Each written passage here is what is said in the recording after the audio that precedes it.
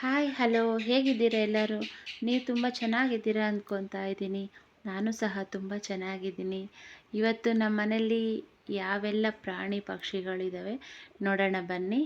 ನೋಡಿ, ಇಲ್ಲಿ ಪಾರಿವಾಳ ಇದ್ದಾವೆ. ಪಾರಿವಾಳ ನನ್ನ ಮಗ ತುಂಬ ಇಷ್ಟಪಟ್ಟು ಸಾಕ್ಕೊಂಡಿದ್ದಾನೆ. 6 ಪಾರಿವಾಳ ಇದ್ದಾವೆ ಸದ್ಯಕ್ಕೀಗ. ಅದನ್ನೆಲ್ಲ ಈ ಥರ ಬಾಕ್ಸ್ ಒಳಗಡೆ ಹಾಕಿಟ್ಟಿದ್ದಾನೆ. ನೋಡಿ, ಇದು ಮೊಟ್ಟೆ ಇಟ್ಟಿದೆ 2. ನೋಡಿ, ಅಲ್ಲಿ 2 ಮೊಟ್ಟೆ ಕಾಣಿಸ್ತಾ ಇದೆ. ಅದು ಕಾವಿಗೆ ಹಾಕಿದ್ದಾರೆ ಮರಿ ಹೆಬ್ರಿಸ್ಲಿಕ್ಕೆ. ನೋಡಿ ಎಷ್ಟು ಚೆನ್ನಾಗಿ ಹೋಗಿ ಕೂತ್ಕೊಳ್ಳುತ್ತೆ ಅದ್ರ ಮೇಲೆ. ಪಾರಿವಾಳ ತುಂಬ ಚೆನ್ನಾಗಿದ್ದಾವೆ ಎಲ್ಲ, ಒಂದಕ್ಕಿಂತ ಒಂದು ತುಂಬ ಚೆನ್ನಾಗಿದ್ದಾವೆ. ಎಲ್ಲ ಬಾಕ್ಸ್ ಒಳಗಡೆ ಹಾಕಿದ್ದಾರೆ.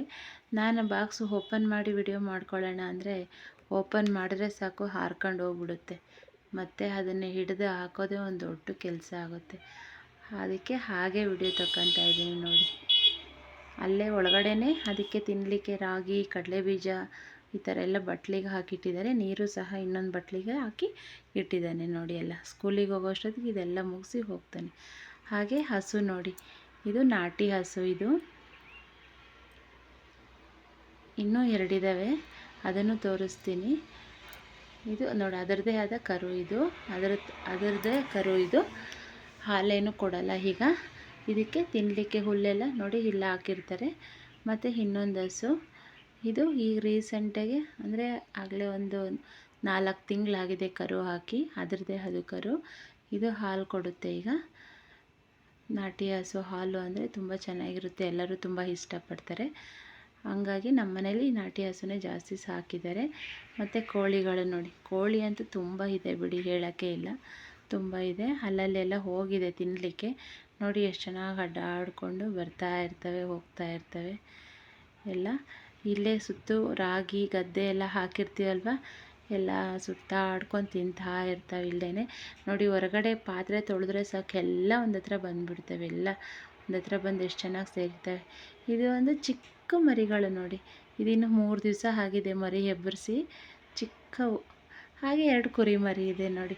ಇದಂತೂ ಹುಲ್ಲು ಬಣವೆ ಅಂತಾರಲ್ಲ, ಅದು ಅದರೊಳಗಡೆ ಹೋಗಿ ತೂರ್ಕೊಂಡ್ಬಿಡ್ತವೆ. ಇವಂತೂ ಎಷ್ಟು ಚೆನ್ನಾಗಿ ಅದರೊಳಗಡೆ ಮುಖ ಇಟ್ಕೊಂಡು ತಿಂತಾ ಇರ್ತವೆ. ನಾನು ಫೋನ್ ತಗೊಂಡು ಹೋಗಿದ ತಕ್ಷಣ ಇದು ಸೌಂಡ್ಗೆ ಆಚೆ ಬಂದುಬಿಡ್ತು. ಇದಂತೂ ಅಲ್ಲೇ ತೂರ್ಕೊಂಡಿದೆ. ಇನ್ನು ನೋಡಿ, ಇದು ಅಷ್ಟೇ, ಬಿಟ್ಟರೆ ಎಲ್ಲೂ ಹೋಗಲ್ಲ. ಇಲ್ಲಿ ಮನೆ ಹತ್ರನೇ ಅಡ್ಡಾಡ್ಕೊಂಡು ತಿಂದ್ಕೊಂಡಿರ್ತವೆ.